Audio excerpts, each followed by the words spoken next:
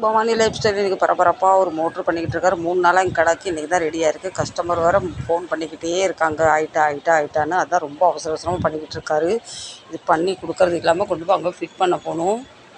இதுதான் நாங்கள் வைண்டிங் பண்ணோம். இது ஃபுல் பேக்கிங் போட்டிருக்கு. ஃபுல் மோட்டருமே எரிஞ்சிருந்தது. இது அவங்க வீட்டில் கட்டடம் வேலை நடக்க அந்த நேரம் மோட்ரு எரிஞ்சிட்டு இப்போ வேலை பாதியிலே நிற்கிது. 3 நாளைக்கு மேலே கொடுத்தா நான் செய்யறது ப்ரெஷர் இல்லை ஃப்ரெண்ட்ஸ். அது காய வைக்கணும். காய வச்சு நாங்கள் உடனே அப்படி ஃபிட் பண்ண முடியாது ஃப்ரெண்ட்ஸ். நீங்கள் நிறைய பேர் வீடியோ லைக் பண்ணாமல் சப்ஸ்கிரைப் பண்ணாமல் பார்த்துக்கிட்டு இருக்கீங்க. கொஞ்சம் எல்லோரும் ஆதரவு தாங்க. உங்கள் ஆதரவுக்காக நான் காத்திருக்கேன். நீங்கள் எனக்கு ஆதரவு தரல, யார் தருவீங்க ஃப்ரெண்ட்ஸ்? ரொம்ப பரபரப்பாக வேலை பார்க்காரு. இந்த ஜாமானை கொடுத்துடலாம். இவ்வளோ நேரம் போயிட்டு இப்போ தான் வந்தார். அவர் லேட்டாக வந்துட்டு ஏன்ட்டு அவசரப்படுத்திக்கிட்டு இருக்காரு. ஏலோ நான் வேலை சொல்கிற வேலை செய்கிறேன். இருந்தாலும் அவளுக்கு டைம் இல்லை. அதுக்கு கெப்பாசிட்டர் பாருங்கள், வெளியே வேறு புது கெப்பாசிட்டர் போடணும். கெப்பாசிட்டரில் இப்போ ஒரு ஃபிட்டிங் பண்ணுறக்குள்ளே இதை நான் க்ளீன் பண்ணி தரணும். க்ளீன் பண்ணால் தான் பேக்கிங் போட முடியும்.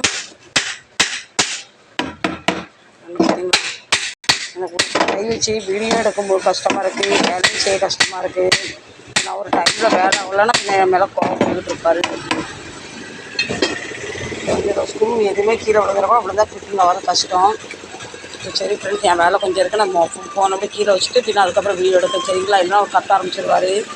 இந்த கஸ்டமர் ஃபோன் பண்ணிக்கிட்டே இருக்காரு. இவர் ஃப்ரெண்ட்ஸ் வேலை பார்க்கும்போது ஒரு பொறுமையே இருக்காது, அமைதியே இருக்காது. அப்படியே பறந்துட்டு நிற்பார். என்னையே டென்ஷன் படுத்திடுவார். நான் எதுக்கு தெரியுமா ரொம்ப நாள் கழிச்சு பெரிய வீடியோ போடுறேன். நான் பெரிய வீடியோ போட்டு நீங்கள் யாரும் பார்க்கறது இல்லை, பார்த்து லைக் பண்ணுறதில்ல, சப்ஸ்கிரைப் பண்ணுறது இல்லை. அதனால தான் ஷார்ட் போட்டுக்கிட்டே இருந்தேன். இன்றைக்கி சரி ஒரு பெரிய வீடியோ போட்டுருமே, மோட்டருக்குன்னு போட ஆரம்பிச்சிட்டேன். கண்டிப்பாக சப்போர்ட் பண்ணுங்கள். இந்த டஸ்ட்டை அப்படியே கீழே தட்டி விட்டுருவோம், இல்லை பல்லபடி கடவுளில் வந்துடுவோம்.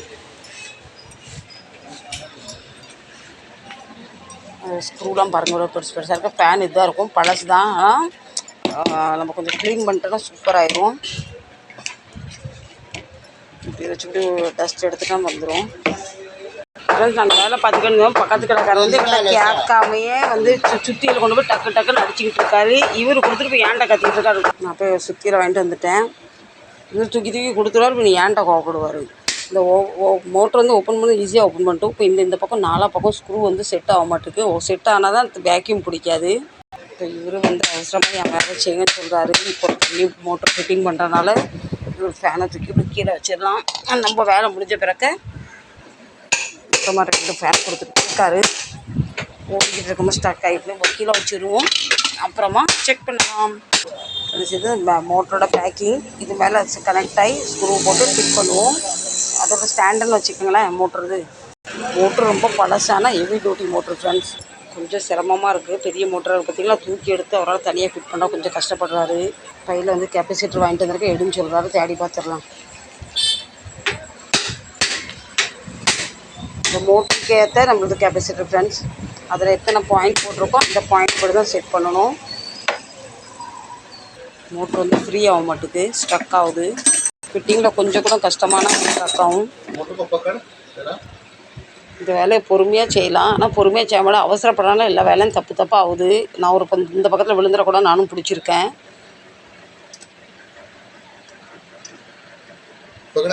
पकड़ा है। रुको 1 मिनट रुको, मैं मोबाइल नीचे रख के 1 मिनट रुको। இப்போ மோட்டரை கீழே படுக்க வச்சுட்டு அதை ஃபிட் பண்ணுறாரு. இப்படி நட்டமாக நின்னா ஸ்க்ரூ கிராஸாக போகுது ஃப்ரெண்ட்ஸ். இதில் இன்னும் ஒரு கால்வாசி வேலை இருக்குது. யாருக்குன்னு இவர் அவசரப்படுத்திக்கிட்டு இருக்கா. யாருக்குன்னு இவர் தண்ணி மோட்டருக்காரும் வந்துட்டார். இவருக்கும் பொறுமையே இல்லையா. பொறுமையாக செஞ்சால் நிறைய வேலை செய்யலாம். நான் ரொம்ப அவசரமாக செய்கிறாரு.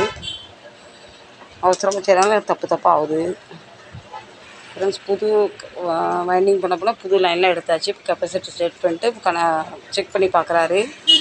இவர் அவசரப்படுறதுனால எனக்கும் வாய் லேசாக குழம்புது. இனி இதுக்கு நிறைய வேலை இருக்குது. ஃபேன் உட்கார வைக்கணும், அதில் மூடி உட்கார வைக்கணும், ப்ளஸ் ஃபஸ்ட் செகண்ட் செக் பண்ணணும். தண்ணி ஊற்றி தண்ணி இழுக்குதா அது பார்க்கணும். இப்போ மோட்டர் ஸ்டார்ட் ஆகிட்டு இப்போ தண்ணி ஊற்றி செக் பண்ணணும் ஃப்ரெண்ட்ஸ். இந்த இடத்துல இப்போ நம்ம ஒழுங்காக ஃபிட் பண்ணாலும் தண்ணி அதுக்குள்ளே லீக் ஆகும். அதை எவ்வளோ முடியுது அவ்வளோ அது வரைக்கும் நல்லா டைட் பண்ணிடணும். இல்லை டைட் பண்ணுறாரு. வாங்க தண்ணியை கொடுக்கலாம். தண்ணி எடுத்து ஊற்றி செக் பண்ண போகிறாரு. ஆனால் இதே என்னால் காட்ட முடியும்னு தெரியல. நான் மோட்டர் பிடிக்க வேண்டியது இருக்கும். இப்போ பாருங்கள் ஃப்ரெண்ட்ஸ், கீழே ஸ்டாண்டும் செட் பண்ணியாச்சு. அந்த நேரம் 2 கையில் நான் மோட்ரு பிடிச்சிருந்தா அவர் செட் பண்ணியிருந்தார். தெரியுதுங்களா? இந்த கீழே ஸ்டாண்ட் இப்போ பிறகு தண்ணி இப்படி ஊற்றிக்கிட்டு இருக்காரு. ஊற்றி அந்த லைன் ஃபுல்லாக அந்த பக்கம் தெரிஞ்சு பார்த்தீங்களா, அதில் தண்ணி வரணும். தண்ணி ஊற்றி ஸ்டார்ட் பண்ணல, அவ்வளோ நனைஞ்சிட்டு தண்ணி பீச்சு இது வரைக்கும் இப்படி வந்துட்டு கை வச்சுருந்தோம் அப்படியே வேக்யூம் வந்து இழுத்துட்டு ஒரு தடவை மோட்ரு பண்ணும் போதே இப்படி செக் பண்ணுவார். தண்ணி நிறைய துடைப்பார். ஒரு தடவை இதே தான் அப்படி செஞ்சிருந்தால் டேபிள் எல்லாமே இத்து போச்சு. இப்போ ஃபேன் செட் பண்ண போகிறாரு. ஃபேன் செட் பண்ணிட்டு இது ரைட்டில் சுற்றுதா லெஃப்ட்டில் சுற்றுதான்னு பார்க்கணும். தண்ணி ஊற்றி பார்த்ததுலேருந்து ஓகே தான். இனிக்கில் தான் கடைசி டச்சில் பார்ப்பாங்க இல்லை பார்ப்போம். ஃபேனு கலராமல் இருக்கிறதுக்கு இந்த பின்னு இந்த மோட்ரு ஃபிட்டிங்கில் வரும். இந்த ஓட்டை போடுறது பார்த்திங்களா, அது வழியாக அது போகும் பின்னு. இந்த குத்திட்டார் பாருங்க. குத்திட்டு இந்த உட்கார வச்சுட்டு லேசாக வளைச்சி விட்டாச்சு. ஏன்னா கல்லில் விழுந்துடக்கூடாது பார்த்திங்களா, அதனால். இப்போ இதில் பார்க்குறோம் தண்ணி மோட்ரு தண்ணி சூப்பராக இழுத்துட்டு மோட்ரு ரைட்டில் தான் சுற்றுது. ஃப்ரெண்ட்ஸை கை பாருங்கள். இந்த கையை இப்படி வச்சு அடைச்சி என்னை பிடிக்க சொன்னால் வேக்யூம் பிடிக்குதான்னு இப்படி இழுத்துவாங்க.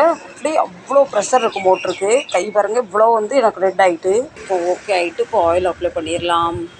இப்போ இது வந்து கீழே கொஞ்சோண்டு இன்ஜின் ஆயில் ஊற்றி கொடுத்துருக்காரு. இதை வச்சு நமக்கு எல்லாம் ஸ்ப்ரெட் பண்ணி விட்டுறணும். இந்த ஷைனிங் வர அளவுக்கு துடைக்கணும். துடைச்சி டக் ஷூ பாலிஷ் மாதிரி சூப்பராக ஆயில் கொடுத்து க்ளீன் பண்ணிட்டு பாருங்கள். இப்போ மினுங்குதா இல்லையா ஃப்ரெண்ட்ஸ்? வாங்க போய் நம்ம இதை மட்டும் மாட்டி ஸ்க்ரூவை போட்டோன்னா நம்ம வேலை முடிஞ்சிடும். அதில் ஸ்க்ரூ மூடலாம் இங்கே இருக்குது. செட் பண்ணலாம் வாங்க. நமக்கு ஒரு வேலை செஞ்சு நம்ம வேலை செஞ்சிடலாம்.